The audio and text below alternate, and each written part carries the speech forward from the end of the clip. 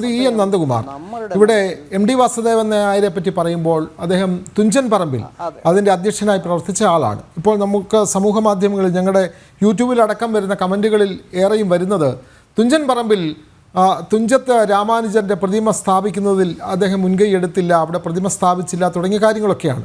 MD ഒരു കാലത്ത് പോലും ആ പ്രതിമ വേണമെന്നോ വേണ്ട എന്നോ എന്നുള്ള അഭിപ്രായം ഒന്നും പറഞ്ഞിട്ടില്ല. അദ്ദേഹം മാത്രം വിചാരിച്ചാൽ അത് നടക്കുന്നതുമല്ല.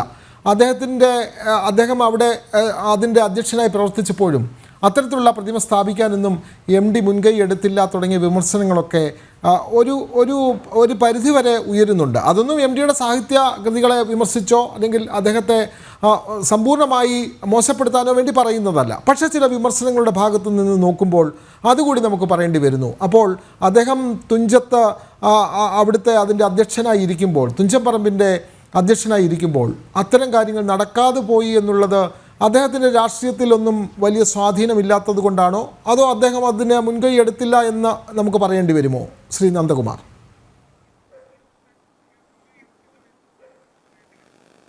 അല്ല, അതിലിപ്പോൾ തുഞ്ചൻ പറമ്പിൽ സ്മാരകം ഉയരാത്തതിനെ സംബന്ധിച്ച് നമുക്ക് വേണമെങ്കിൽ രണ്ട് പക്ഷമുണ്ട്.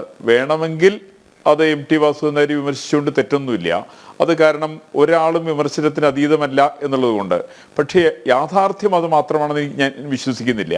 കാരണം യാഥാർത്ഥ്യം എന്ന് പറഞ്ഞാൽ മലപ്പുറം ജില്ല പോലുള്ള ഒരു സ്ഥലത്ത് പ്രതിമ സ്ഥാപിക്കുന്നതിനുണ്ടാകുന്ന രാഷ്ട്രീയപരമായിരിക്കുന്ന വിഷയങ്ങൾ അതിനകത്ത് ഘടകമാണ്.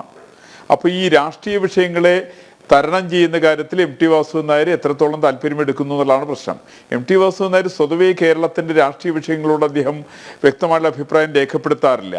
ആകെ രേഖപ്പെടുത്തിയ അദ്ദേഹം ഈ കഴിഞ്ഞ വർഷം നടന്നിട്ടുള്ള കോഴിക്കോട് നടന്നിട്ടുള്ള സമ്മേളനത്തിൽ ഒരു ലിറ്ററേച്ചർ ഫെസ്റ്റിവലിനകത്തിൻ്റെ ഉദ്ഘാടന സഭയിൽ മുഖ്യമന്ത്രി ഇരുത്തിക്കൊണ്ട് മുഖ്യമന്ത്രിക്കെതിരായിട്ട് അദ്ദേഹം നടത്തിയിരിക്കുന്ന ചില പ്രതികരണങ്ങൾ ഒഴിച്ചു നിർത്തിയാൽ രാഷ്ട്രീയ വിഷയങ്ങളോടുള്ള ശക്തമായിട്ടുള്ള പ്രതികരണങ്ങളൊന്നും ഒരു കാലഘട്ടത്തിൽ നമ്മൾ ആരും പ്രതീക്ഷിച്ചിരുന്നില്ല. രാഷ്ട്രീയ ഭൂമികയിൽ MD പറഞ്ഞ ആ വാക്കുകൾ വലിയ വാർത്തയായി മാറുകയും ചെയ്തു. അതെ,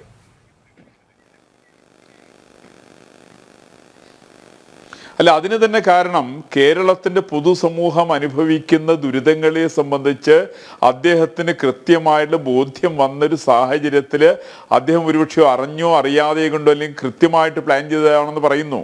അങ്ങനെയാണെങ്കിൽ പോലും അതിന് കാരണം ശരിക്കും അതിൻ്റെ പേരിൽ മാത്രം അദ്ദേഹത്തിൽ നിന്ന് വന്നതാവാനേ തരമുള്ളൂ.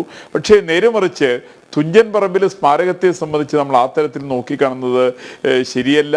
തുഞ്ചൻ പറമ്പിൽ തുഞ്ചത്തെഴുത്ത് രാമാനുജൻ എഴുത്തച്ഛൻ്റെ പ്രതിമ വരേണ്ടത് അനിവാര്യമാണ് എങ്കിൽ പോലും ഈ അനിവാര്യതയെ കേരളത്തിൻ്റെ രാഷ്ട്രീയ രംഗം ഈ വിഷയത്തെ ഏത് തരത്തിലാണ് കാണുന്നത്? കാരണം അതിനെടുക്കേണ്ട തീരുമാനങ്ങൾ ഒരു രാഷ്ട്രീയ തീരുമാനം കൂടിയാണ്. ശരിക്കും രാഷ്ട്രീയ തീരുമാനം അത് സാധ്യമാവുകയുള്ളൂ, അത് നമുക്ക് കൃത്യമായി അറിയാം.